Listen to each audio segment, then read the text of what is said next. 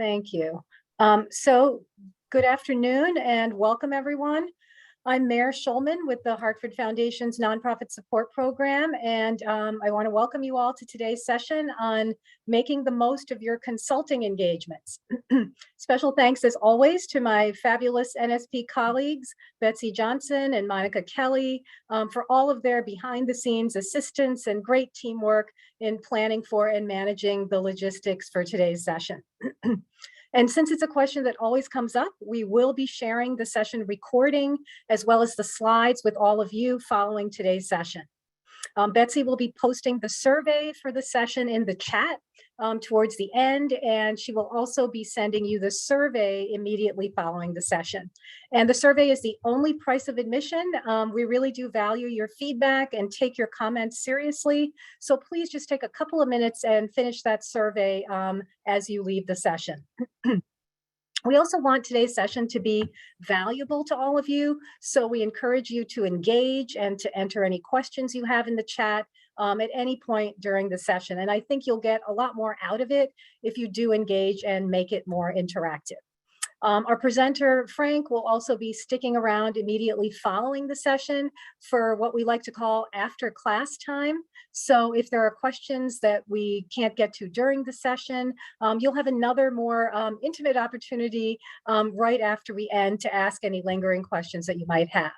So I am delighted that our presenter today is Frank Abdale, who is founder and chief consultant of Abdale Consulting, which specializes in strategic and business planning, succession planning, fund development, and board development, among other things. And Frank has done a fair amount of work at this point with the Nonprofit Support Program, and it is always a pleasure working with him. So welcome, Frank. The program is all yours. Thank you, Mayor. Thank you. And back at you. Always a pleasure to work with you and the team. This is great.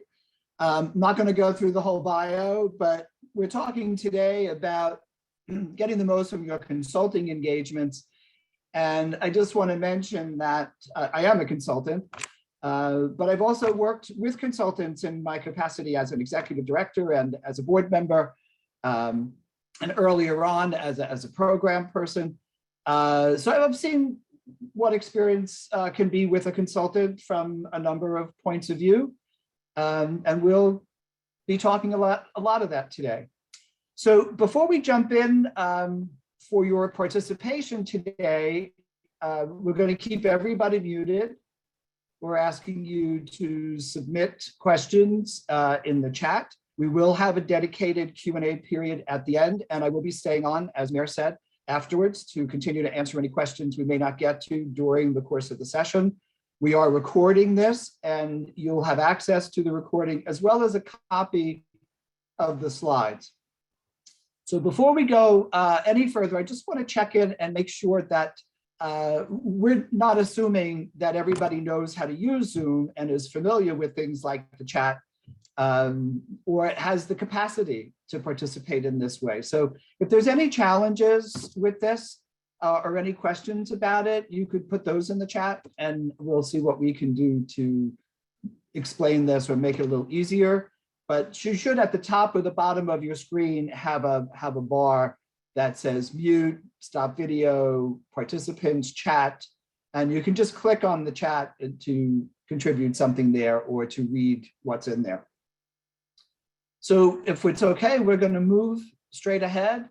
And it's always helpful, I think, whenever we come together as a group online or in person, to have some agreements about how we're going to participate together. So in the interest of time, I pre-populated a list here, which is come from other sessions that we agreed to be present here, be here now. We're not just putting, turning our video off and going to do something else. We're actually here. We're going to participate and engage with each other. When we do, we're going to mind our airtime. It's limited amount of time today, so we just want to make sure we get to the heart of something. And as we speak, we avoid cross-talking, we're commenting on other people's comments. When we do speak, it's I experience, I feel, I understand. And when we hear something different, we try to respect that and to the best that we can assume best intentions. And also that we maintain confidentiality. this is an opportunity for folks who have had experiences or not had experience to talk about challenges.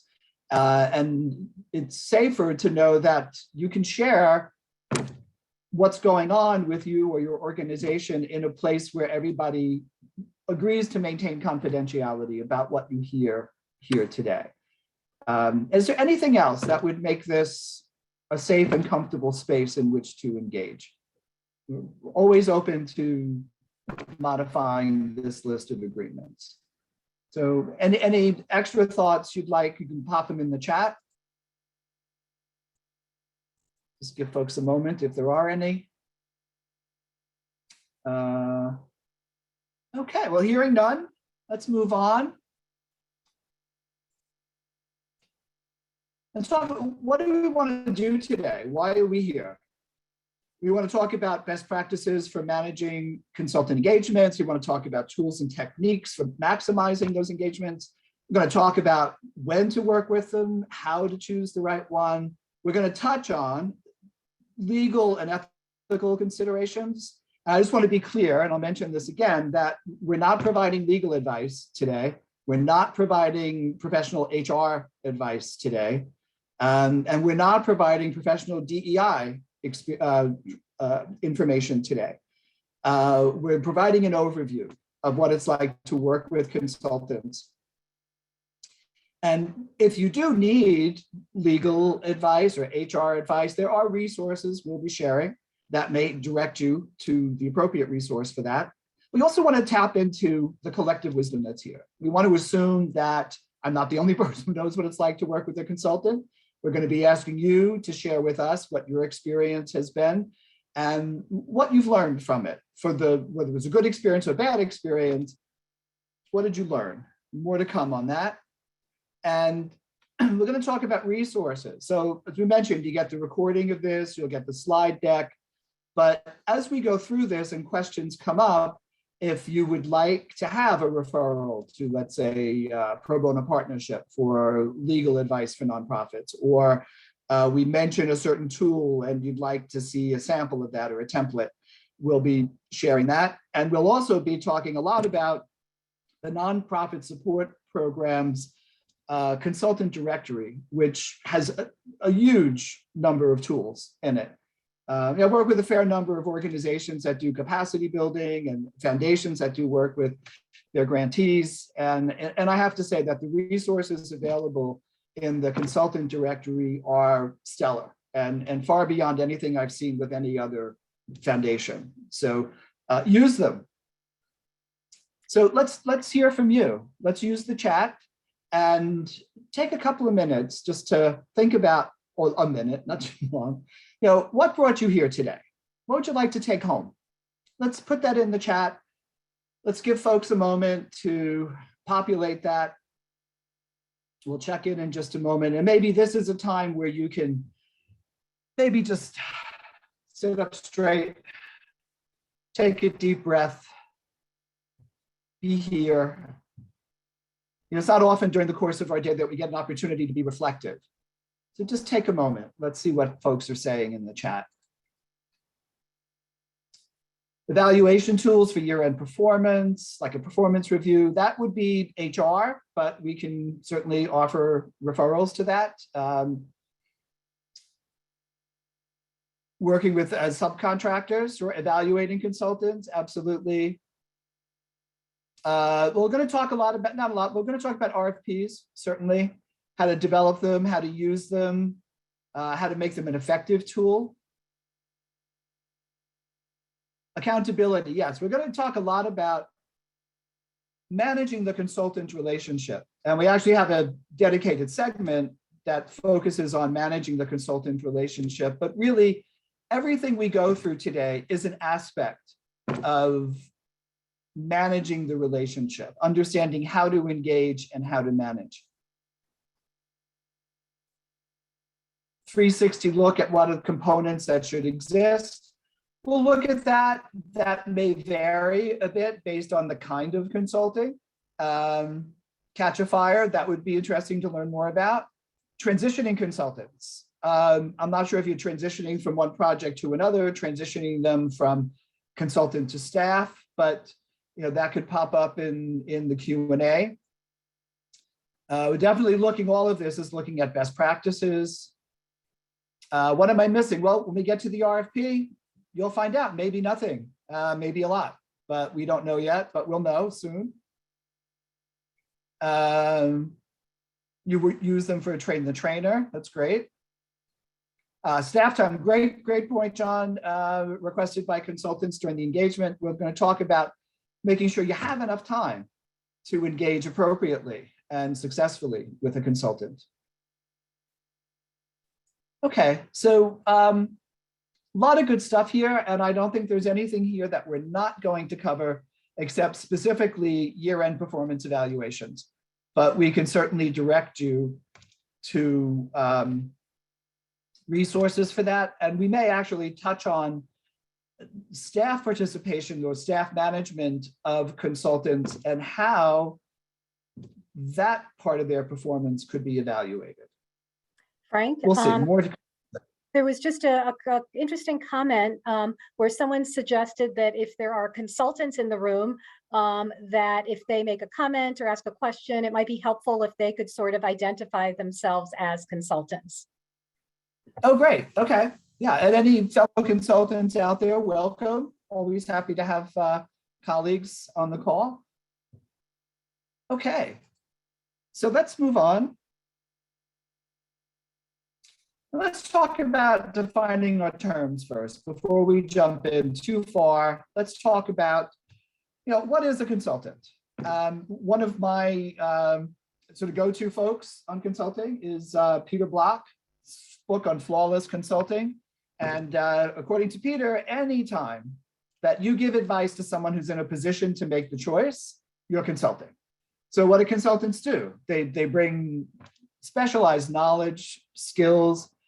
They may offer things that you don't have or aren't needed on a regular basis. Why put it on the payroll if you only need an intervention? They can help analyze problems, recommend solutions. They can sometimes help implement things. But it's also helpful to understand that consultants are people, this is for the consultants as well as the client, that the consultant has influence but no power. That ultimately the power rests with the client to make changes based on whatever the consultant may recommend. And that in managing the relationship, even though you're bringing somebody in who may be an expert, the power still rests within the leadership of the organization. And again, we'll talk more about that. So we're going to break into small groups right now. Monica's going to break us into small groups. We're going to take about 10, 12 minutes in a small group. We'll give you a 1-minute warning.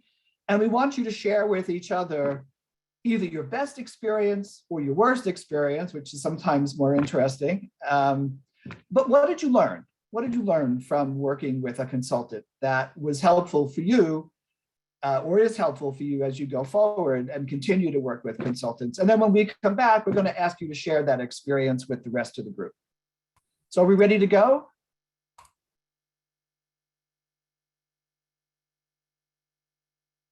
Everybody? We'd like, oh, thanks, Betsy. We're recording again. So we'd love to hear what you heard.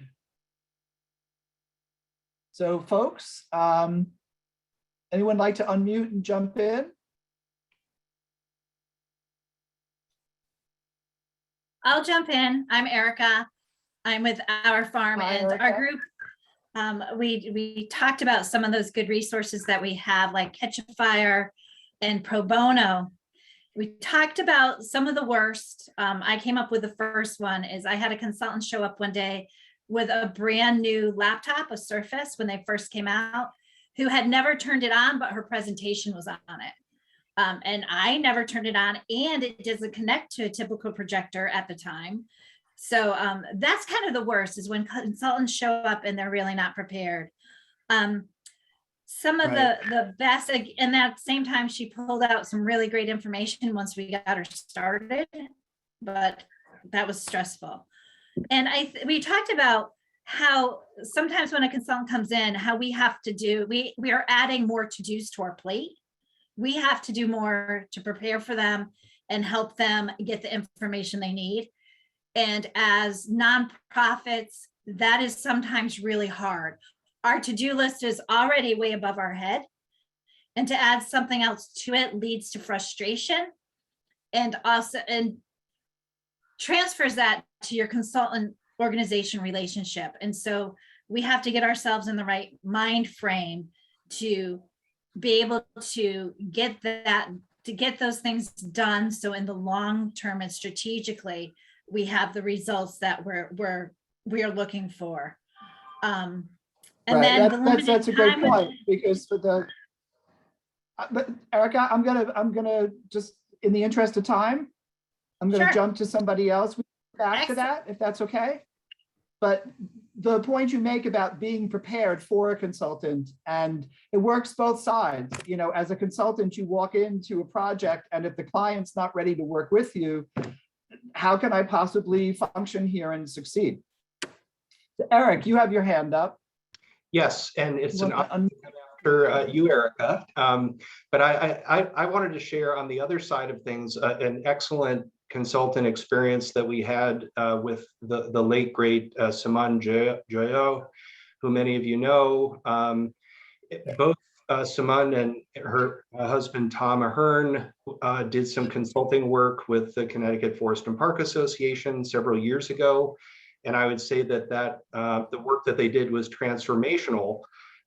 But the thing that made Simone special, in addition to her sense of humor and her wonderful glasses, et cetera, was she not only said, here's what I would advise for you as an organization, but backed it up with a lot of resources. So it was not just the word according to me, but here are also some additional resources that you can look into, and you'll see that the recommendations that I'm making are based on a lot of knowledge. And here's a way that you as an organization can deepen your understanding of what we're talking about.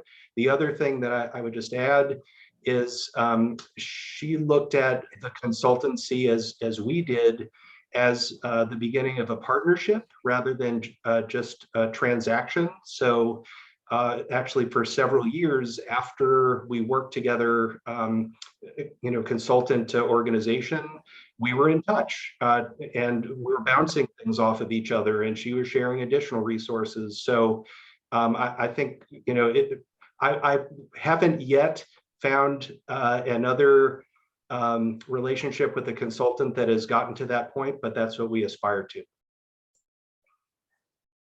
Great. Thank you, Eric. That's a great point, because ideally you are looking for a partnership. You're bringing somebody in to work with you. You don't want to feel like you're working for them, and they don't necessarily want to feel like they're working for you, but working with you is the ideal situation.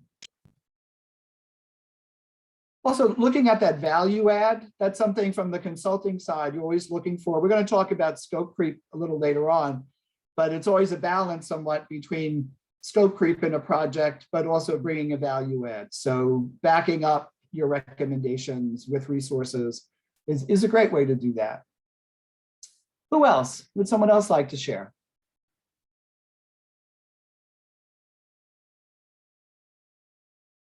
No? What about a story, maybe your own, maybe one you heard? Yes, Anne?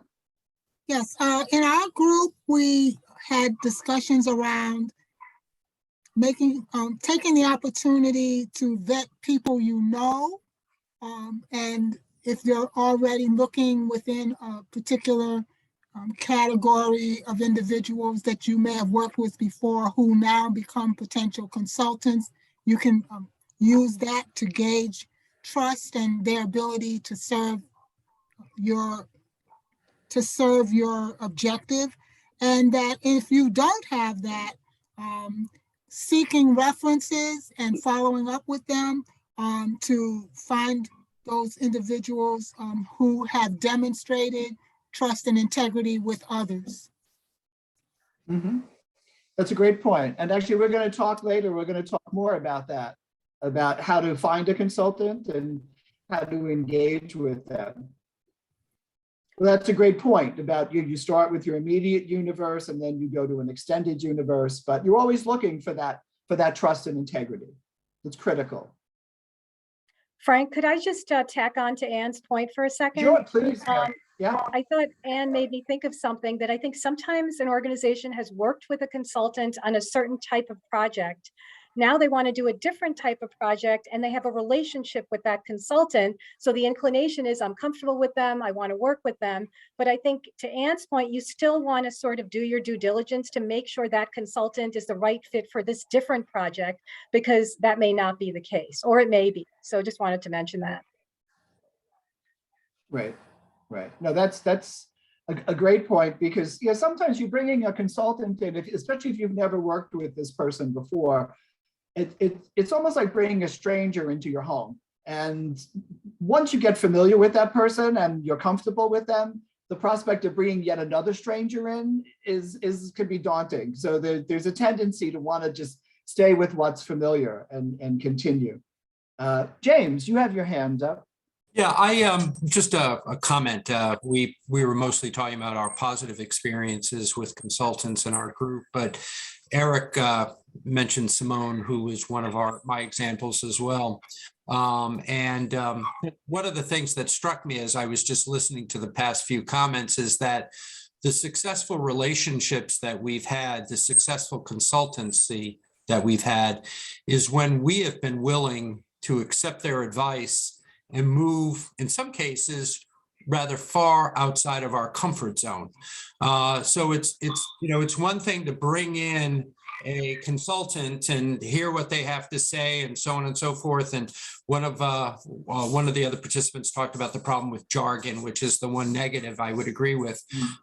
But it's really willingness to say, I'm not sure I really want to do this, but I'm going to try it. And when we have done that at CFPA, at least in the development area, it has been significant in our growth. Mm-hmm. Thank you, James. That's a great point, because basically whenever we're engaging in any endeavor that is going to bring us to a future point where something, some aspect, or even the whole organization, or some piece of it is going to be different than where it is today, we're talking about change. We're talking about managing change. It all comes back to that. And it can be helpful to always think about, how do I deal with change? How do I deal with it personally? How do we as an organization deal with it collectively? And be prepared for the fact that even though in a planning process, or with that consulting engagement, you're looking for change or eager for it, but when it actually comes time to change, it can get very challenging. And having a consultant who can help you, maybe perhaps shepherd you through that process, can be helpful too. Okay, I'm sure that we could spend a lot more time on this. Actually, one last thing, Erika, I cut you off. You had one last thing you wanted to share, Erika Frerin. So in the minute we have left, is there something else you want to add? No, I'm good. I'm good. Thank you. Okay, great. I just wanted to make sure. All right, so let's talk about why. Why do you use consultants?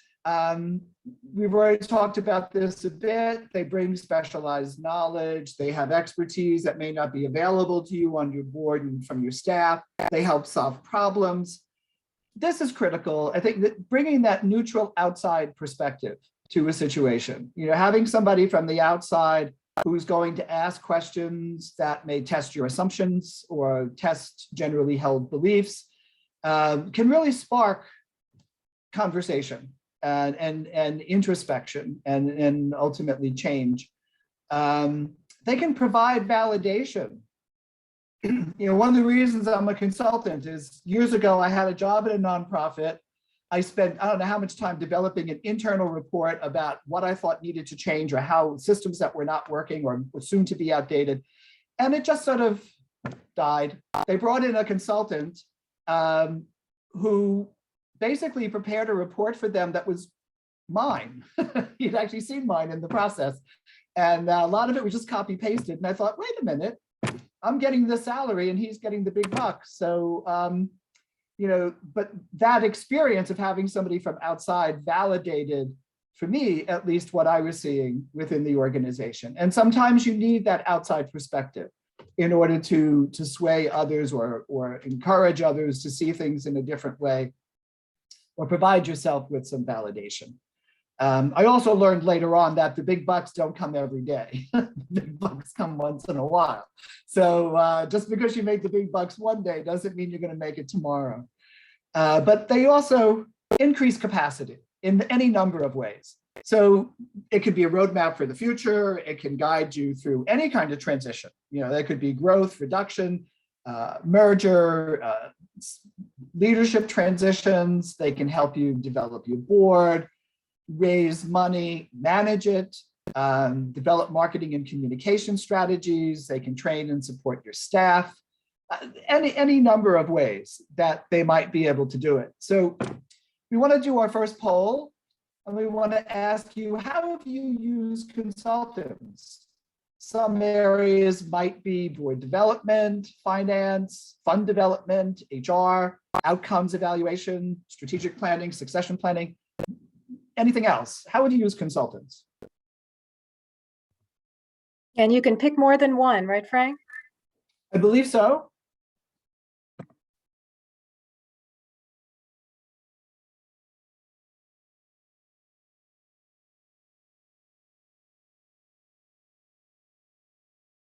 Okay. Well, here we go. Got a few more.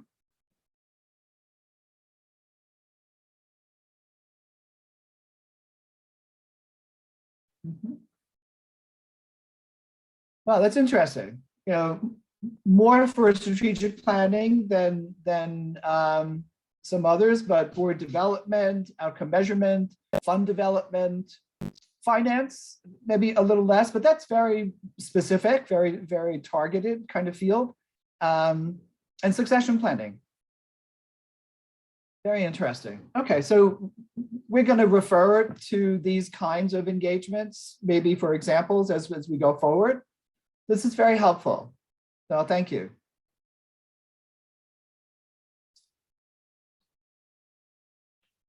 All right, so let's talk about phases of consulting engagements. And I'm coming back to my buddy Peter Block here. I'm using some of his language, not all, but some of his. And we start with entry and contracting. So first things first is, before you even look for a consultant, you want to think about, do we need a committee here, a group of people selected from the board and the staff? You certainly see this with strategic planning, succession planning. You may not need it if it's your CFO is bringing in a single finance person. But certainly if you're bringing in a development consultant, that can involve board and staff. So who's the right group of people to identify what's needed, identify the consultant, and then oversee what the project's going to be. So we start with that. We start with looking at who should be involved. Then we develop the RFP, which we'll get into detail about. How are you going to evaluate those RFPs? It can be, we'll talk about that too, because it's helpful for, if you're bringing in 3 or 4 consultants, you're asking them to submit a proposal for how they might work with you, and you have more than one person who's evaluating those submissions, it's helpful if the proposals themselves are apples to apples based on the design of the RFP, and also helpful that the process you use to evaluate those submissions are on some sort of a scale or some sort of a process that's equitable to anyone who's submitting, even if you have different people evaluating various proposals. You want to think about where you're going to post this RFP. I think we are all nonprofits at this point are looking at, how do we go beyond our normal universe? And certainly this could bring us into a conversation about DEI, diversity, equity, inclusion, and access. And are we reaching out to the broadest possible audience? And if your board is all white, mostly white, and your leadership is mostly white, chances are that you're reaching out to communities of color to find support.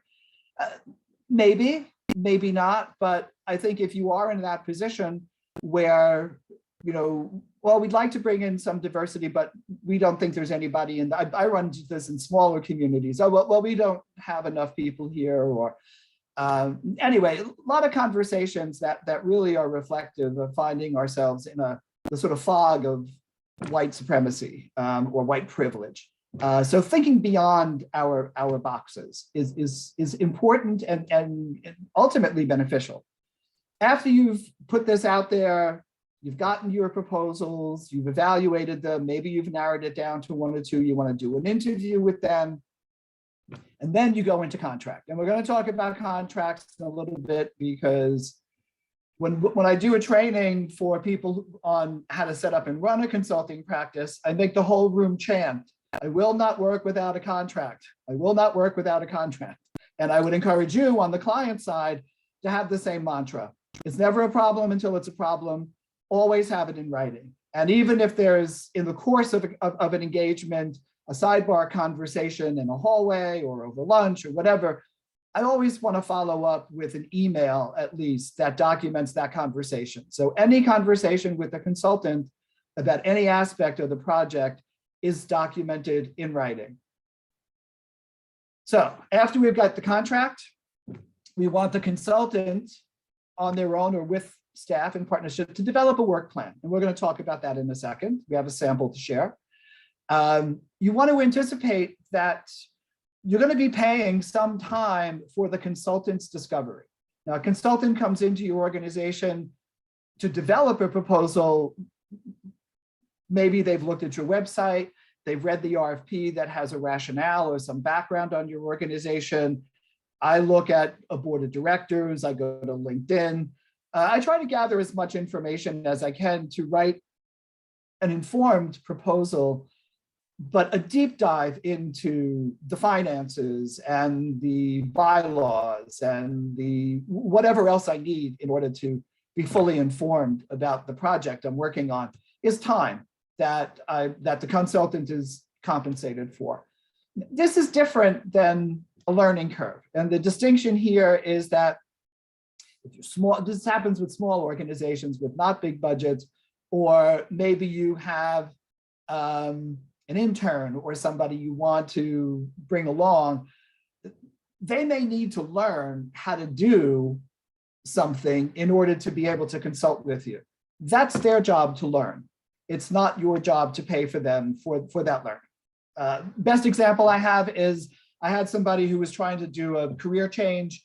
They wanted to go into prospect research and grant writing. So I hired them to work with me on a project where they would do prospect research. And then they went to the Foundation Center to take classes and wanted to bill me for the time they were taking the classes. It's like, no, I will pay you for the time you do the research, but I'm not going to pay you for the time you're learning how to do that research. Then there's the reporting. I'm sorry, I skipped over the important part, which is data collection and analysis. This happens in any number of ways, looks different for lots of different projects, but there's always some collection of data and then some analysis of it, where again, that outside perspective can be really valuable in looking at what does this data mean? What does it mean to the organization? What does it tell us about ourselves? What does it tell us about the world we operate in? And having somebody somewhat disinterested in the ultimate outcome for the future of the organization, and no attachment to needing to be particularly politic, they can offer valuable insight as well as an analysis. Then there's the reporting. What does all this mean? Bringing it to the client, you should be able to get a report that's legible, that's easy to access, that's not overly jargoned. A couple of folks mentioned jargon before. It should be in simple language that you can understand. Even if you're bringing somebody in who's an expert in an area where you have no expertise, you want someone who can explain it to you in layman's language so that you understand what's going on. And you ask until you understand. And then after you get the report, you talk about it, and then ultimately you move into action. And from action, you go into your first action, which is maybe developing goals.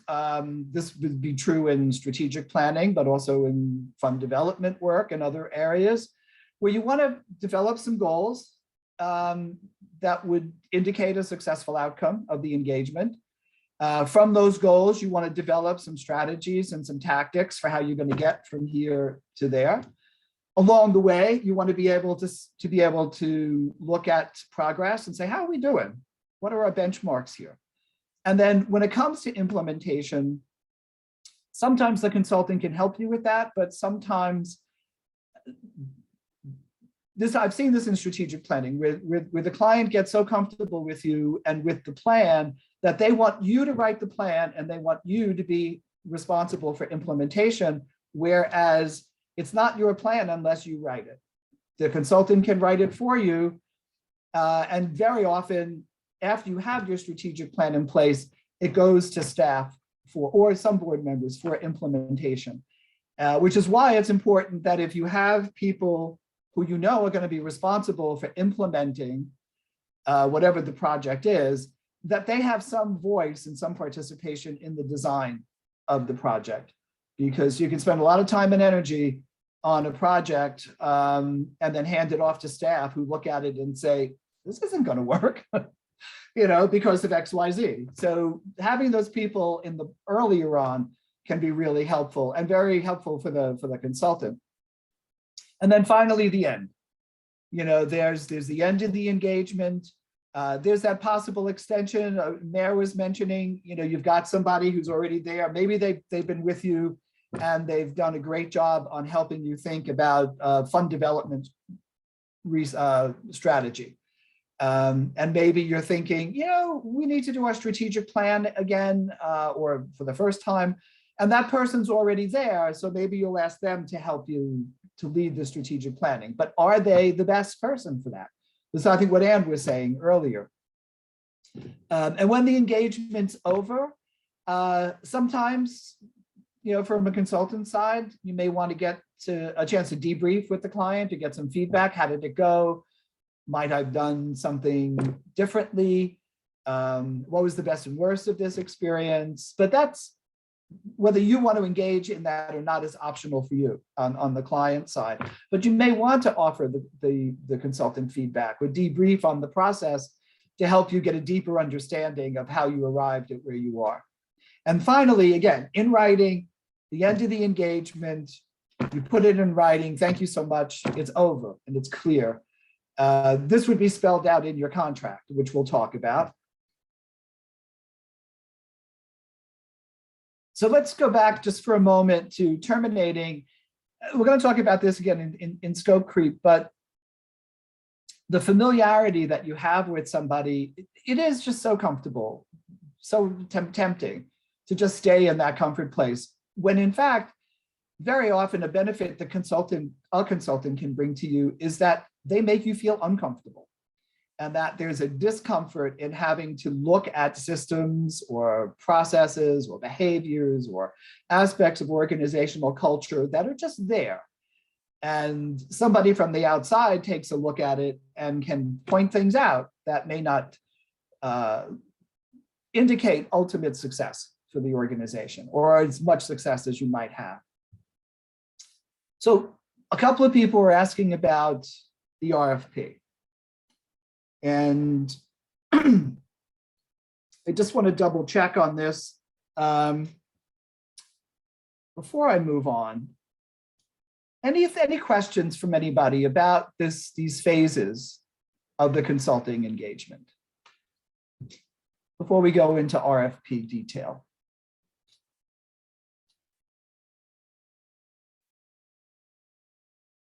Mm-hmm.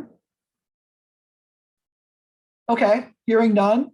That's why I love doing this in person, because you can look around the room and you can see if, you can read the room. It's very hard to do that in a virtual setting. So what's in an RFP? So first of all, it's background on your organization, your mission, a bit of your history, doesn't have to be the entire thing. some information. The rationale, why do you need a consultant for this? What are you looking for the consultant to do? You want to provide them with a format for whatever their submission's going to be. So again, you have apples to compare. You want to make sure that your RFP includes a clear scope of work. What is it that you really want the consultant to do? From that, what kind of skills should this person have? What kind of experience should they be able to demonstrate? What kind of timeline you have for this project? What's your budget? What's your budget range? This comes up as a big question fairly often. I find sometimes with smaller organizations or people unfamiliar with working with consultants, they can be hesitant to share the budget. You know, I've heard, well, if we tell them we've got 15,000 to spend, they're going to charge us 15,000, as opposed to, well, we have 15,000, and you may look at a proposal. This is from the consultant side. You may look at an RFP and say, oh, they've got $15,000 for this project, and look at the scope of work. This is $45,000 worth of work. So it can be helpful to the consultant to come back to you with a scalable scope of work and a scalable projected budget or cost for you that's within your budget range. It just saves a lot of time on both sides, and it's just helpful to know from the start how much you have to spend, and for the consultant to know how much they can anticipate earning, but understanding what they need to do, how they can structure their engagement in a way that addresses the scope of work within your budget. And not having that information up front makes it really challenging at times. Someone mentioned, might have been Anne, someone else mentioned getting references. And then, how are you going to distribute it? You want to be able to distribute it ideally through, some traditional as well as non-traditional channels. There's a great guideline. We're going to be talking about this again and again. The nonprofit support program here has the Northeast Consultant Directory. And within that are a lot of resources, including a sample RFP that tells you, boom, boom, boom, these are the things to include when you develop one. So then we go from the RFP to evaluating the RFP. So first things first, it's really nice to acknowledge receipt. Even if you have something that's automated, you can set up a website or an email that when you submit your proposal, please send it to this particular email address.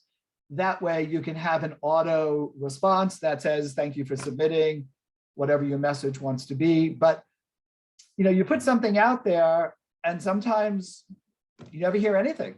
You don't know if the client got the proposal. So sometimes if I haven't heard back in 2 weeks, I'll check in to say, look, I'm not looking for you to respond to the proposal I sent, but I just want to know that you got it. So I didn't miss any deadlines.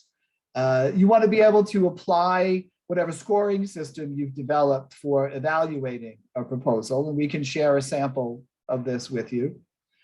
You want to schedule the interviews. Again, coming back to the NSP resources, there's a list of sample interview questions that you might ask that can be very helpful.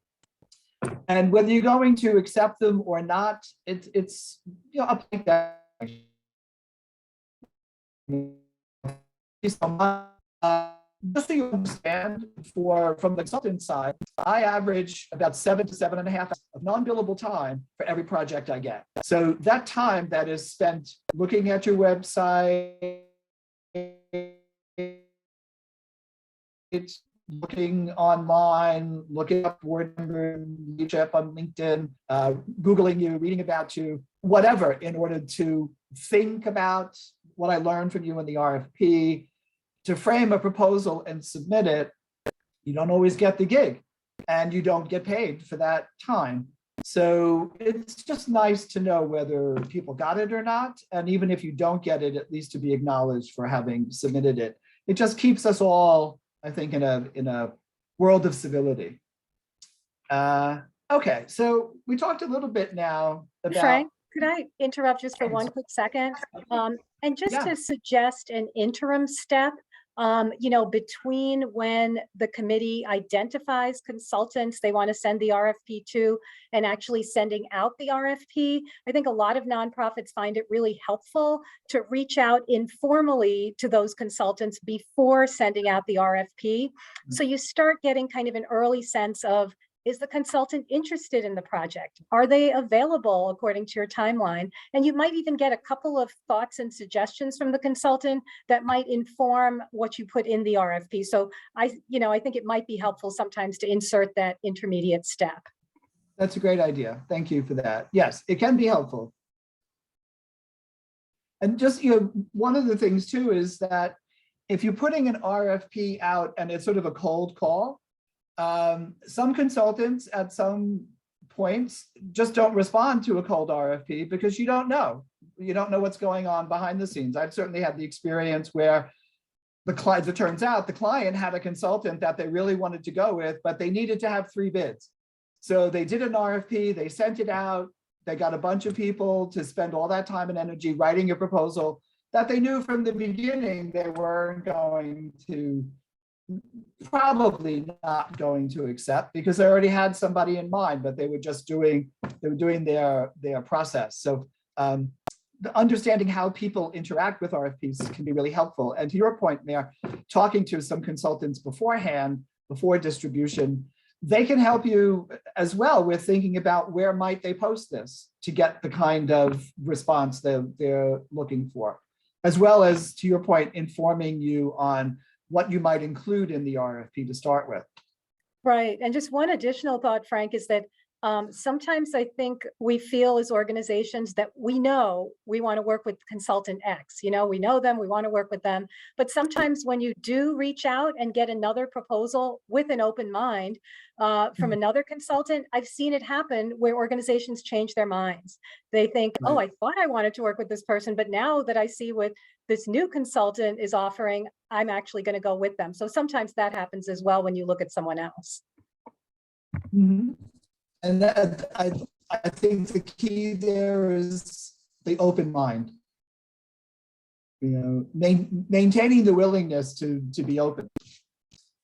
So let's talk about where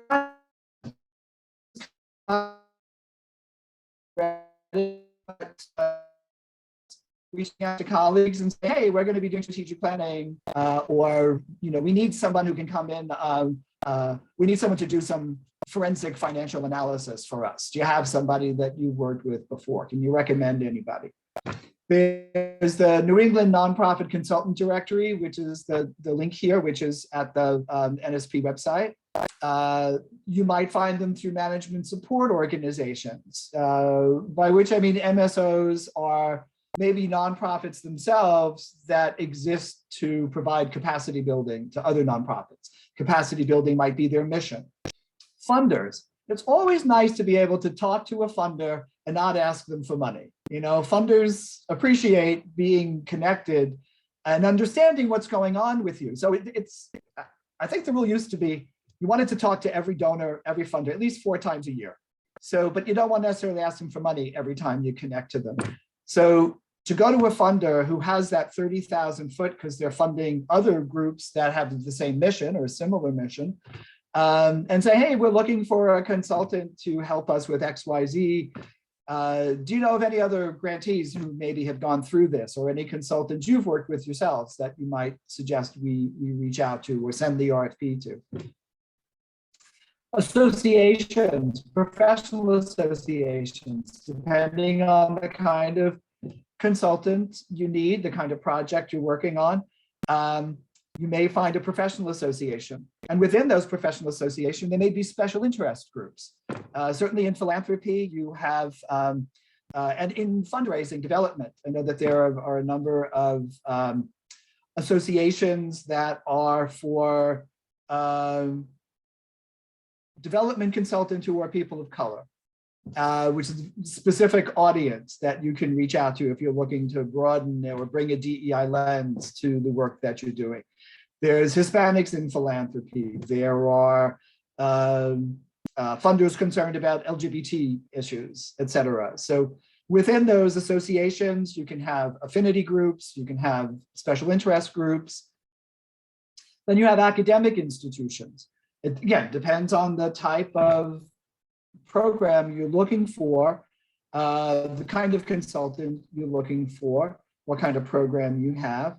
There may be a local university or college that has nonprofit management trainings. Perhaps some of the adjunct professors might be consultants. They might know people. You never know. And then there are the for-profits. You know, if you have any kind of corporate support, maybe the person you're talking with is their the person who's doing their philanthropy, but that person may know that within the company, they have staff who do marketing and communications who might be able to come in on a consulting basis, maybe even pro bono, to help you with something. So, you know, thinking as wide as you possibly can and talking to your colleagues, it's always step one, you know, going to folks you know to find out what their experience has been. Any questions about finding consultants before I move on from this?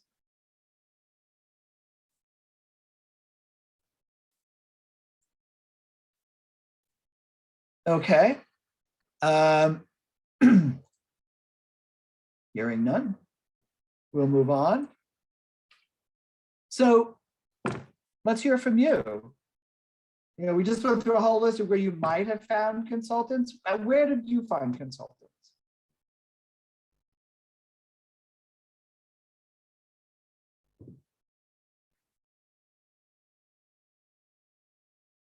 Well,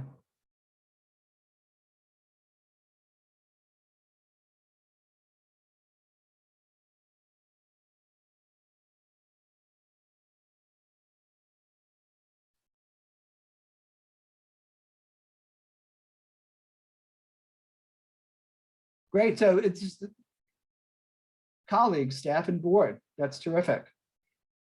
You've used the directory, which is great. You've used MSOs. A lot of people went to funders. That's interesting. That's really good to see. Associations, academics, not so much on the for-profit side. Great. Any place else that we didn't mention? Any place you might have found a consultant that wasn't on this list?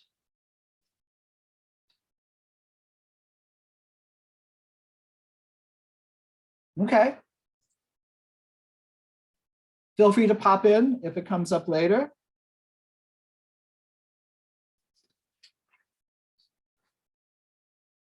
Right. So ideal characteristics. You're not going to necessarily find all of this in every consultant. You may not need all of this in every consultant. But some of the things to look for is that the person in their proposal or in conversation in their interview, they've demonstrated that they understand you, they get your mission, they understand the issues that need to be addressed, that they have the expertise you need. That this is, I think, interesting, that looking at it between, are you looking to hire a content expert versus a process expert, or do you need both? So for example, if you're talking about forensic finance, you want someone with content expertise there. If you're talking about succession planning, you may not need somebody who really knows in depth your particular field of endeavor. What you really want is someone who understands how to conduct a process, an effective, successful process for helping you identify what's needed in your next generation of leadership and how you're going to get from here to find that person. Sometimes you need both. I see this a lot with philanthropy. If foundations are looking to do strategic planning, they want a consultant who knows strategic planning as a process expert, but also understands philanthropy as a content expert. So there's a lot less explaining that has to be done. And there's more of an initial feeling of trust. But to Mayor's point earlier, just to beware that you don't take the easy route because it's easy, that you leave yourself open to the possibility of working with someone who may not be a content expert, but has the process expertise you need. And that's where that outside perspective, that person who's not talking inside baseball with you can come in and ask questions that are really helpful, ultimately. Do they have the experience you need? How much experience do they have? You know, have they been doing this for a year, 5 years, 20 years? Can they demonstrate flexibility? This you might find maybe not so much from them. They'll tell you they're flexible, who wouldn't? And I don't think anybody would say, oh, no, I'm inflexible. But this is something you might learn from their references. Are they a good communicator? And that doesn't mean talking and sharing information in a way that's easy to access. It also means, have they demonstrated that they know how to listen? Because listening is, when you're data collecting, is critical to be able to gather and then analyze the data. What is this person saying, but also what am I hearing? And this is something that goes really from listener even to observer, that when you're in a room and you're facilitating a conversation with people or some kind of a meeting, that this person may be saying, you hear the words, but the body language may be telling you something else, the attitude, maybe the inflection. So being able to listen and observe is a key part of being a good communicator. Are they collaborative? Do you think they're going to work well with your staff, with your board, with whatever stakeholders they have to connect with? Have they demonstrated this? Can they demonstrate it in past projects with their references? Same with responsiveness. And then again, going back to Anne, I think you brought this up, that you're looking for people, this came up in your small group, that you're looking for people who have integrity and credibility, because that leads to trust. Do they come off as someone who is respectful in any situation? Do they have references? And finally, are they a good fit here? Are they a good fit for your organization? Because unless you're bringing someone in to change your culture, which might be an engagement, chances are, what do we say? Culture eats strategy for breakfast. You know, culture trumps everything. So unless this person's going to be able to come in and pretty quickly integrate themselves into the culture of the organization or work within it, it could lead to other kinds of challenges. And I've seen it work on both sides, you know, where somebody looks great on paper, they did great in the interview, they show up and there's somebody else. You know, this happens with hiring staff too. This is not just with engaging consultants, but making sure that they're going to be a good fit for you is really, really important. So, to contracts. We talked a lot about this already. We're going to talk about this some more. We want to make sure that you always have a contract. It will not work without a contract. It sets the tone. It makes your expectations crystal clear. And it really helps define that client-consultant relationship. And some of the elements you want to see in a contract are the scope of work. You want that to be very clear. You're not looking for an action plan so far, but you want a clear scope of work. You want a timeline. When are they going to do what, by when? What are the objectives? What are the deliverables that they're going to provide? What do you want as an objective, and what is the consultant going to provide as a deliverable? You always want to have a little proviso in there because not everything proceeds as planned. Life happens. But something written that allows for a process that if you want to adjust the contract, it says in the contract how it's going to be adjusted. You want to be clear, roles and responsibilities for all parties. We expect the consultant to do X, Y, Z. The consultant can expect that the client will provide X, Y, Z. Your fees, clear schedule of when the fee is going to be paid and what the criteria is going to be for each of those payments, if it's a payment that's broken up. You know, so that might be a training session where they're going to get paid the full amount at the end, or maybe half up front, half at the end. If it's a longer term engagement, it might be a certain amount of money to start, and then a certain amount of money when you've reached this particular benchmark somewhere else, and then a final payment that's never, ever paid out until you have that engagement is over in writing and the final invoice is received and the final payment is made. You want to make sure that it has a confidentiality clause. People are going to learn stuff about you, and you want to make sure that whatever they learn about you, they're going to take to the grave.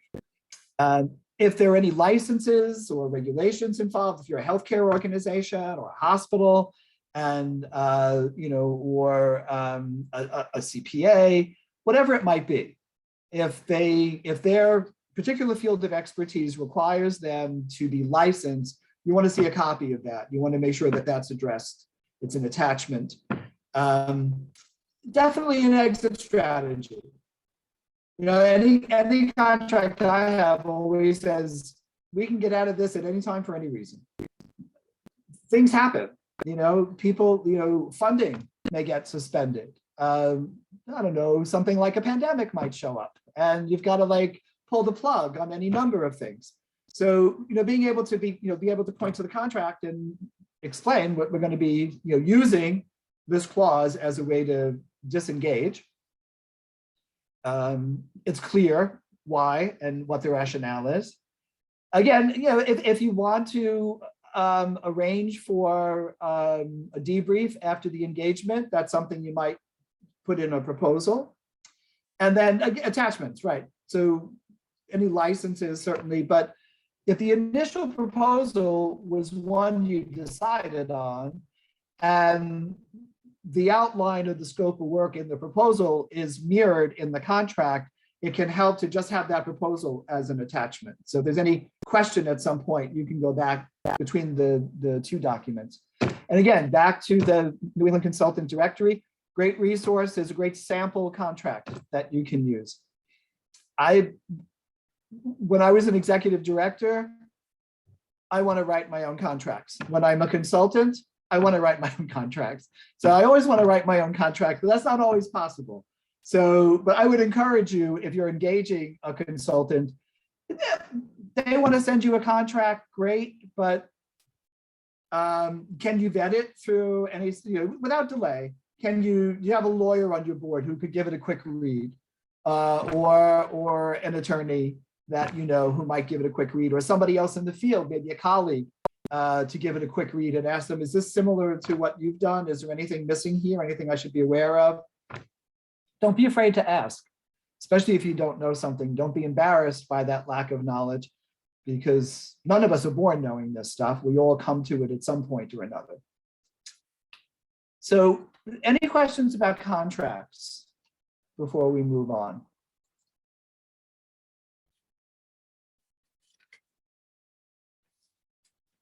Nope. Okay. I see butternut squash. That must have been somebody's lunch. Okay. Okay. Sample work plan. We'll send you a copy of this as one of the follow-up resources, but this can look a lot of different ways. It can be in any kind of program. It can be in a shared electronic document. It can be Word. It can be Excel, Google, doesn't matter. But what it does include is who the client is, the name of the project, what phase of the project you're describing, what the activity is, what the process will be for engaging in that activity, who's responsible, what the time frame is, and what's the anticipated outcome from this particular activity. What are you looking to see achieved as a result of that? This is a way to stay on top. These are some of your benchmarks. When we look at persons responsible, it's tempting to put in Mayor, James, Eric, Kathy, whatever, but it should always be by title, because people come and go, and the person responsible may come in and out, but the role of that person is responsible for whatever the activity is. So staying on top of that is helpful. Now, scope creep. We talked about scope creep a little bit already. and this happens a lot. I don't mean to harp on this, but it's something I find happens frequently in consulting engagements. And it starts with, you start noticing that you're spending time on issues that are outside the initial scope of work. Again, it's largely unintentional, very often the consequence of trust. Things may not proceed as planned, but it can't happen unless both you and the consultant are tacitly agreed to engage in scope creep. Hiring the same person that you've worked with on something else because they're there, it's the easy way out. And you don't want to lose the opportunity to engage that new perspective and to see what other people may be able to bring to the table for you. And with ever a question about, is this scope creep or not? Is this within what we've agreed to? Refer to the contract. That's where you've got it clearly stated what the scope of work is, and anything you're asked to do or being asked or asking someone else to do, if it's not there in the contract, it's outside the scope and therefore moving towards scope creep. You may decide that you want to reframe the consultancy to address an issue that arises. That's fine. You're not, the contract isn't, it's not cement, you know, it's something that's more malleable. It's clear, it's direct, it keeps you on track, but it's also something that can be modified when needed. So for example, you know, COVID, you know, how many agreements and contracts had to pivot because we had to move from being able to talk to each other in person to being virtual. Maybe there were things that, you know, if you were an arts organization or a museum, and you had a consultant who was there to help you do strategic planning, whoa, let's put the brakes on at this because we don't know what the future holds. So we may need to step back. But you want to make sure that whatever it is you're doing is flexible enough to be able to be responsive to unexpected situations. Okay, we talked a little bit about this already. We mentioned consultant fees. Sometimes it looks like a lot of money. You know, it looks like, wow, we're going to pay them $15,000. I wish I could get $15,000. It's like, well, actually, I had this experience. I was telling Mary not long ago where I was talking to an executive director about a fee. I was the consultant, he was the client, and he said, wow, I wish I made as much as you do. And I said, you do. You know, who pays you when you're on vacation and when you're out sick? You know, who's withholding taxes for you? Who's paying half your Social Security? Who's contributing to your retirement? Who's contributing to your healthcare benefits? Who's providing you with that computer and that phone and a space to work in? These are all overhead expenses that the consultant has to absorb her or himself. So when I think about fees, I always think about, well, what's my best work? And then how much time is that? And how much do I, you know, what's my hourly rate here? And how does that morph into from an hourly rate to a day rate, sometimes to a weekly rate, again, depending on the project. It could be an ongoing retainer for a longer term engagement. It might just be a project fee, a flat fee, but somewhere those flat fees or the retainers or the daily rate, they're all based on time. And they can vary based on, that fee can vary based on the kind of expertise you need, the kind of experience you expect somebody to have, the physical geography. You know, I know what the average budget size for a nonprofit, a mid-sized to large nonprofit in New York City might be versus the budget for a same size organization in Baltimore or Hartford. It can vary based on the geography, based on the scope of work and the amount of time involved. So there's a lot of different factors that come into play in determining what the fee is, but it also has to be within your budget. What can you afford to spend on this project. Maybe you got funding for something, and that's what you've got to spend is that amount of funding. I know that's how it works with the nonprofit support program, right, Mary? I think if people apply for funding to hire consultants, that they can receive funding, but it's specific what and how the money, where and how the money can be spent. That's right. Okay, so you want to be clear that, this is my budget, this is what I need to have happen. Now, can I find a consultant with the experience and the expertise to do it for what I have in the budget? And a good consultant, I think, can work with you on that. I did a strategic plan for an organization that had a 50-member board of directors, 50, and they wanted everybody interviewed. And there was no way. There was not enough time. There was not enough money to engage in 50 one-on-one interviews. So what we did was we had a planning group. We had 7 board members on that planning group. I interviewed 15 people, including them. And I gave them a template to use where they could, each of those 7, interview 5 other board members. So we got everybody interviewed. We got data from everybody, but it wasn't just my time. It was the board was able to engage as well. So sometimes you have to look at how else can you achieve your outcome without putting it all on the consultant's shoulders. But to come back to Erika's earlier point from her breakout group, that sometimes you don't have the time to manage the engagement. You don't have the capacity to engage with the consultant at a level you need to in order for the consultant and the project to have a successful outcome. So it's always about time and money. It's always about balancing our aspirations with our capacity. But there's almost always a way to figure it out in a way that works for everybody. It just takes some time and some thought and sometimes a little creativity and a willingness to be open to looking at it from a different perspective. So we mentioned this before. This is not legal advice or HR advice, but you do want to see that anyone you're hiring, that you are compliant with any regulations for your healthcare organization. There may be HIPAA regulations that come into play.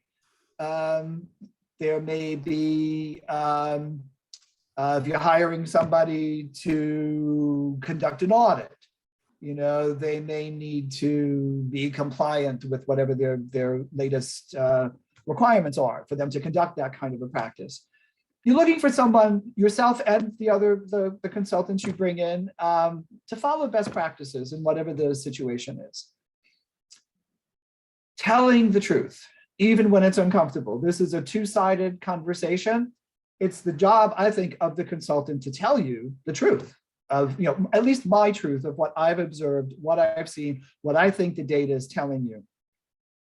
And it's also your job to tell the consultant, I don't think this is, I was expecting something different, or this report isn't really very clear, or I'm not comfortable with what you just said, or whatever it is. But being able to be present with another person and being able to share your truth is, in any relationship, is really important. But certainly within the consultant-client relationship, it has to be based on truth. There can't be trust without it.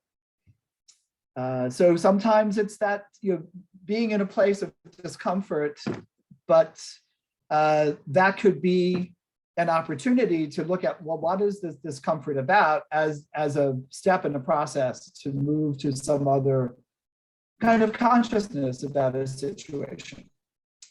And then there's always the using the consultant as a substitute of staff. Somebody brought this up earlier about what they were looking to take home today, I believe.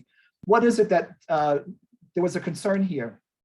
It was easier before COVID, certainly. The IRS has a very clear definition or a clear checklist of what distinguishes someone on a consulting basis versus somebody who's a staff person. So if you have, someone carrying business cards with your logo on it, and they have a desk assigned to them at your office, they're expected to be there for certain hours every day or whatever. If you're applying to a consultant the same requirements you are applying to a staff person, but using the term consultant as a way to not pay for their benefits, that's just not ethical. And then you get in trouble with the IRS for that. It's like I said, it's a little more difficult now with everybody working from home, but there are still ways to look at this and think, okay, is this person coming in to consult with us? Or is this person coming on to work with us on a regular ongoing basis? What's the difference here? So who was the person who brought up that question when we started? When we asked about, was that you, Erika? Someone said they wanted. I asked about consultants. I'm Bob Rader. Okay. And I asked about that. And this is good that you stopped, because I wanted to ask you also, your example with 50 people who had to be interviewed, doesn't that cut down very often if board members are asking board members on either confidentiality or the willingness of some of those board members to say exactly what's on their mind? Yes, absolutely. And thank you for bringing that up, because that is absolutely true. So in that particular situation, I was very clear with anyone I interviewed with those 15 people that this was a confidential conversation and that they would not be quoted. If they were quoted, they would not be attributed. And I would not quote them without them seeing how they were being quoted to begin with. So a sort of simplified interview tool that the board members on the planning committee used with the fellow board members was more simplified, but it had some of the same questions, related to their vision for the future of the organization, what they perceived as internal strengths and weaknesses, what they perceived as external opportunities and trends that were going to impact the life of the organization. So yes, it does limit some of the confidentiality, but on balance, we got 50 people involved in the process. Those 7 board members, some of them interviewed people they had never talked to before. This was a board of 50 people who met 4 times a year. How much opportunity was there for any kind of relationship? So it actually had the benefit of building relationships within the board, but it does cut down on some of those other pieces. So great question. And Frank, there's Thank you. another question in the chat from Beth. She says, are there tasks that we should not ask consultants to help with legally or ethically? Oh, that's interesting. That's a great question. And I wish I had a really, really good answer right off the top of my head. I can think of a couple of things, actually. You can't have a consultant fire somebody.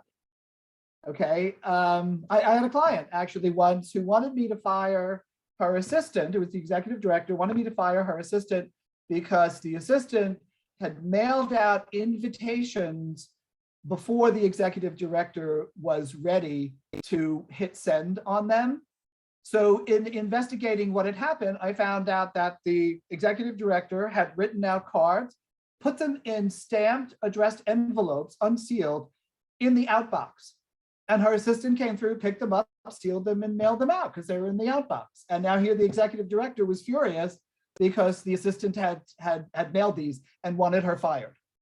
I can tell you that engagement didn't end well because it was like that was just tip of the iceberg. But that's one situation. You can't fire somebody. You can't hire somebody. You can inform that decision, perhaps. But those are some things I can think of you can't do. I'm going to throw this out to the group. Beth's question is, are there situations where legally and ethically you cannot ask the consultant to do something?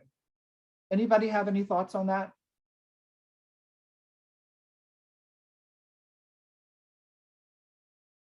Frank, just, I think a little bit related to what you were talking about earlier, I think there are some pretty specific legal guidelines around independent contractors versus staff and accounting for those two categories of people differently. So again, I don't have a specific example, but I think you do have to be careful that you're classifying people in the proper way to be within legal guidelines.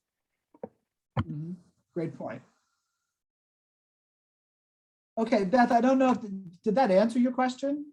Did you have a situation where you're uncertain perhaps? And I'm happy to have a sidebar conversation with you afterwards if you don't want to discuss it in front of the group. But was that question? You know, it was a pretty broad question, I know. So I just didn't know in terms of job tasks, you know, I think the legal, like the IRS side of it is a separate kind of thing to look at. But yeah, I just didn't know if there was like best practices for that, or if people use consultants for literally everything, you know, besides firing. Well, yeah, there's nothing you can't pay someone to do for you on a consulting basis, Right. on a term intervention, pretty much anything. Yeah, But and it's like, well, actually, one of the things in the contract would say that the consultant here is not authorized to act as a representative of the organization in any way, to present themselves as an agent of the organization to a funder, to a donor. There may be more stringent guidelines about how to interact with donors when you look at consultants who are doing fundraising for you. And you can do fundraising in a whole host of ways. You can just do prospect research and do grant writing. You can develop a major donor campaign. You can develop a capital campaign. And then there are also people you can hire who will actually go and ask people for money on your behalf.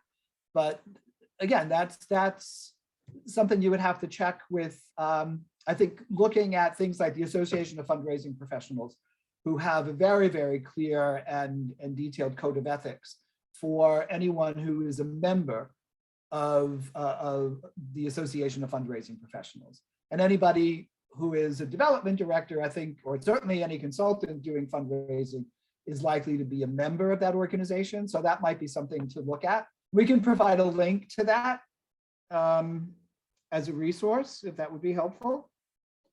yeah, and Frank, I think on the sort of legal side, I think if something were to come up that was a questionable legal issue, I think that's where the pro bono partnership could be a great resource. If there was something came up and you wanted to run it by them in terms of the legality, that could be one place to turn. Right. And you might have, you know, as you think about board development, you may have somebody on your board who's an attorney, not to use them as an attorney. I would like to be clear about this, that I think what a lawyer or an attorney on a board brings is a kind of training, a kind of thought process that tends to be the voice of caution, can be very, very helpful in general conversations to have that perspective as part of the mix, as a diverse group of perspectives. That attorney may in turn have colleagues who have an expertise in this specific kind of law or legal issue you have that they might refer you to. Any other questions about this, about legal ethical considerations? Okay. Managing the consultant relationship. We're doing well on time. We've touched on a lot of these things already. Certainly be honest. You want to be honest with the consultant. You want the consultant to be honest with you. You want to always clarify expectations, even though you start out with a strong contract, clear understanding of what the expectations are. You may be using the same exact words to communicate, but that does not mean that you have the same exact understanding of what those words are. One experience I had was I was brought into an organization many years ago. I was brought in, and through my interview process, and everybody kept talking about change. we want you to come in, we want to change this, we want to change that, we want to change everything. So I came in like gangbusters and started to make changes. And within 2-3 weeks, they fired me because they didn't mean the kind of change I meant. They meant changes within an existing paradigm. And I came in thinking they wanted to change the paradigm itself. So we were using the same language, but we had very different expectations of each other, of what the intended outcome was. So expectations are things that you often have to continually check in on and continue to clarify. They're not just set in stone to begin with. Asking until you understand. Again, you bring in somebody who's an expert, they have an expertise you don't have. That's why you need them. They come in and they start talking about things that, it's like talking to a mechanic when he's fixing your engine. It's like, I brought it to you because I don't know how this works. So I want to understand how it works. Can you tell me what that means? And you keep asking until you feel like you really do understand. You don't stop asking until you have the clarity that you need to feel like you understand, and you're not just sort of like trusting this person because they're the expert. That can lead to disaster because what they understand and what you understand could be very different. Don't be afraid to ask. And don't be embarrassed if you hear an acronym thrown out. Sometimes people are afraid to appear ignorant, and they think, well, I guess I should know this. So they're intimidated. So I'm just encouraging you, don't be intimidated, don't be afraid. They're the expert, you're the boss. Just keep asking. You can ask for regular reports, especially for a long-term engagement, or if you're engaging somebody on a retainer basis, you want to know what's happening on a regular basis, what's going on. These can be informal, this could be formal, but it should be in writing. Even if it's just, like I mentioned before, like you're in the hallway and you run into the client and you run into the consultant and you say, oh, by the way, next Tuesday at the board meeting, blah, blah, blah. Okay, fine, great. And then you go your separate ways. As soon as you get to a computer, it's really helpful to shoot an email that says, oh, so great to run into you this afternoon. Just to clarify, we agreed to X, Y, Z. And then that gives the consultant an opportunity to come back with, yes, got it, understand, or whoa, no, that's not what I understood. I understood X, Y, Z. So having that regular, either formal reporting or informal is critical just to stay in touch. It's about communication. It's about staying in relationship with people. Being available. We've touched on this several times now, where you bring in a consultant because you don't have the capacity to do something, and you want the consultant to come in because they are going to bring that capacity with them, but you still have to have time to manage that person, to read those reports, to stay on top of what's happening. You need to be available to them. I'll sometimes put in the contract that we agree that, to a certain amount of time would be a reasonable amount of time to expect a response to a communication, whether it's a voicemail or an email or text. Or also sometimes, clients who are working gangbusters are texting at midnight and expect a return. So clarifying that, yes, you're available, but you're available during normal business hours, or you could be available in evenings. If you're working with a board, let's say you're doing strategic planning and or board development work, or board training, and the board meets at 7 a.m. every other month on a Thursday morning at 7 a.m., or they meet every third Tuesday at 7 o'clock at night. That's part of what you want to be clear about up front, that there's an expectation that the consultant will be available at the same times that you're available. And that may not work. You may have a consultant who's not available 7 a.m. They've got kids to get to school, or they're not available in the evening because they have other commitments. But being clear, but with those reasons aside, It's really important to make sure you have the time to be available to the consultant and that it's clear that the consultant needs to be available to you when you need them within a reasonable amount of time, 24 to 48 hours to respond to any request for information. That's, making sure you have the time to oversee ongoing communications. If issues come up, you need to address it immediately and directly.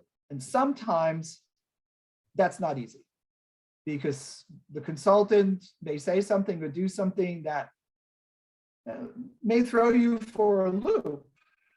And you may need a moment to think about, whoa, how do I respond to this? That's not all right, or I don't think I really think they're on the right track. But immediately can be as soon as possible. Immediate means you don't defer a critical conversation based on your own discomfort or fear. That you have to be able and ready, willing, and able to engage immediately and directly with any issue, whether it be with staff or a consultant or any relationship, really.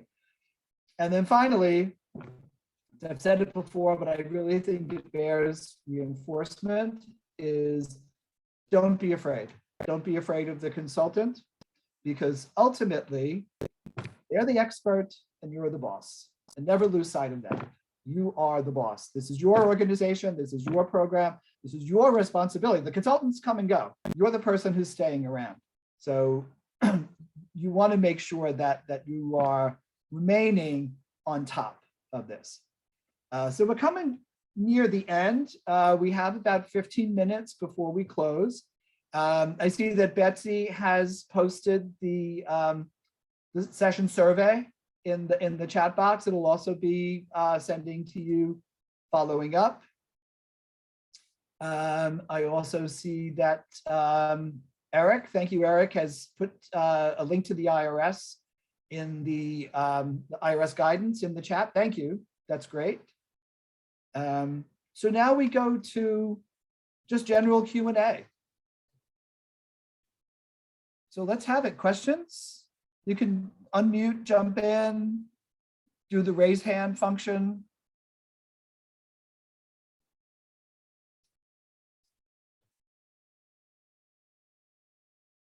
Nothing?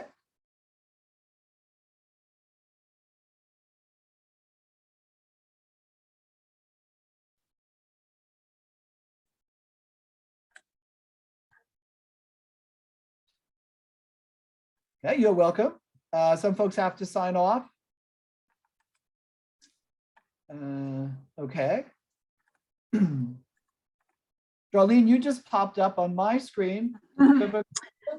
Hi, Frank. Thank you for sharing that with me. And especially the concept of scope creep. We have just recently engaged a consultant in my organization, and in my mind, I was already on to the next engagement, and we had just started this one. So I myself had participated in some scope creep and not knowing that that was actual thing or a word. So thank you for that clarification. and I'm going to do a hard pause on that one.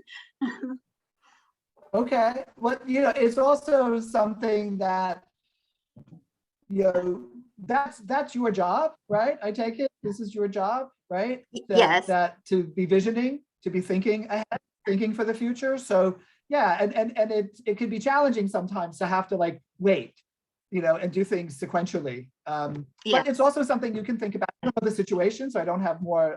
I couldn't give any sort of specific advice, but certainly encourage you to don't stop dreaming and don't stop visioning.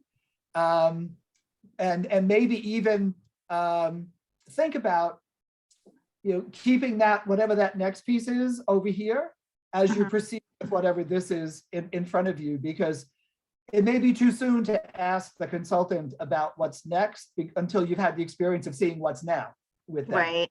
And they may turn out not to be, and the result of whatever this process is might inform what that next process is. You don't know. Exactly. So, if I just feel like it's a little cart before the horse, just in listening how you just laid out this presentation, which was very helpful and insightful. So thank you again. Oh, good. Good. Well, thank you.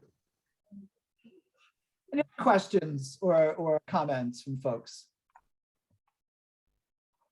Oops. Did we lose the share? No.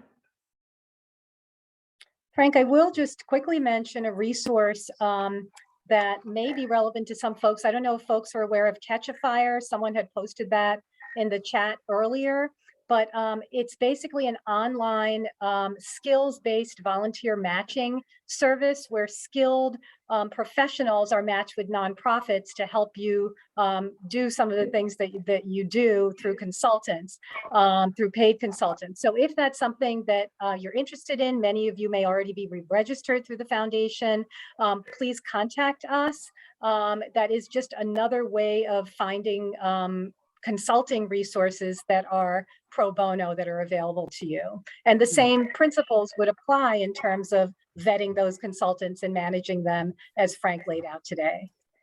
And actually, that's a great point, Mary. It brings up something which we did mention earlier when talking about finding consultants, that there may be consultants available to you through government agencies. If you're receiving funding through government grants, sometimes those agencies will provide their grantees with consultants who have an expertise in whatever that particular area is. There's also, I know in New York City, anyone who gets money from the New York City Council, that money goes through a department in the city called DYCD, Department of Youth and Community Development. DYCD maintains a list of minority and women-owned consulting practices. So, that might be something to explore. That people in New York City, they go to Connecticut, it's not that far away. They might even be in Connecticut and go to New York. You never know. But that's there may be government agencies, city agencies, state or city agencies in Connecticut that may have list of consultants who can help you, particularly if I've seen this in the AIDS community, where a lot of government AIDS grants also fund consultants to support the organizations that they're giving grants to. That's another place you might look. So any other questions, comments, anything else you'd like to share? I don't have a question, but I will make a comment concerning Catch a Fire, which Mayor had just mentioned. We have used Catch a Fire very successfully over the past 18 months or so, and have had really good fortune with multiple of their consultants. So, like anything, you need to vet, but we were very fortunate in having positive engagements. And Anne, can you say real briefly, Anne, just maybe a project or two that you did with Catch a Fire, just to give people a sense of what you can use them for? Sure. We used Catch a Fire when we were working actually on our financial management project through NSP, because it was a resource for us to do the in-depth work that we did not have the staff on board to do. So under the direction of our Director of Finance and Administration, he had reached out and engaged, I think, 2 different Catch a Fire consultants to help with different pieces of that project. We also utilized Catch a Fire when we were doing the strategic technology planning project. While we did have our consultant, Feza Akhtar, again, we're very fortunate. We also, that's a lot of work. And so we've talked here about when you engage a consultant, there's a lot of work that needs to be done on the organizational side, and management doesn't always have all of the resources or the breadth to invest in that. We used Catch a Fire to kind of fill the gaps where we didn't have staff or capacity. Great. No, thank you, Anne. That's really helpful. And just so that folks know, the foundation is subsidizing the cost of Catch a Fire for nonprofits in our region. So if you're not sure if you're on that list or you would like to be on the list, contact us and we can help you with that.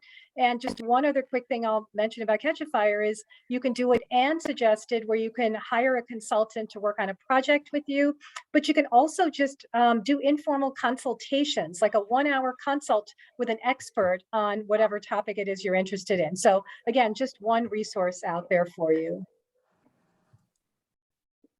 Thank you, Mayor, for pointing that out. We have also done the 1-hour consultation calls, and they have been helpful as well.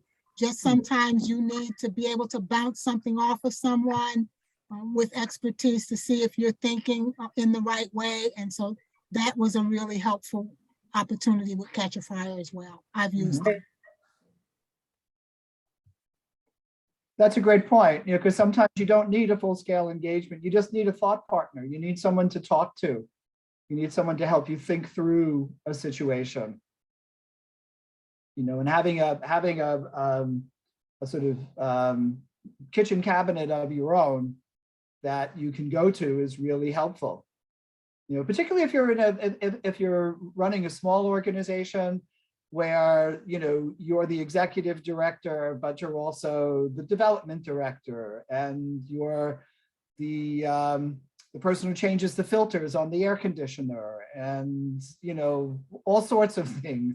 Having somebody outside that you can talk to can be really, really helpful. So I'd encourage you to, not just with consultants, but also to network with peers. It's a lot more challenging with COVID, not as many opportunities for meetups and networking, but I think the nonprofit support program has done a really excellent job of pulling together not just a bunch of resources, but pulling together a community of resources for people. And so their willingness and ability to help is pretty remarkable. So I would encourage you, if you need somebody, maybe a quick call to Mayor or an email might result in, oh, you can talk to so-and-so, or maybe an email introduction.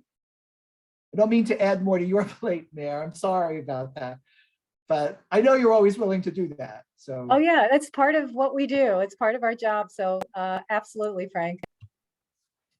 Great. Okay, so we've got a few minutes left. Any other questions or comments before we go? And again, I'm going to be staying around after 3 o'clock. So if there was a question that you might not have been comfortable asking in front of the group, happy to have a sidebar. We can talk about that. Great. Well, thank you everyone for being here today. This is a topic that I think is relevant to many of us and will continue to be for a while. So thanks to Frank for helping us to sort of think about how to navigate working with consultants today. There are many resources, as Frank said, that are in the slide deck that we can refer you to. So please use those resources. Please fill out the survey Betsy sent out. It's really helpful to us to figure out what else you need. And thanks for being here. And we will see you soon. Great.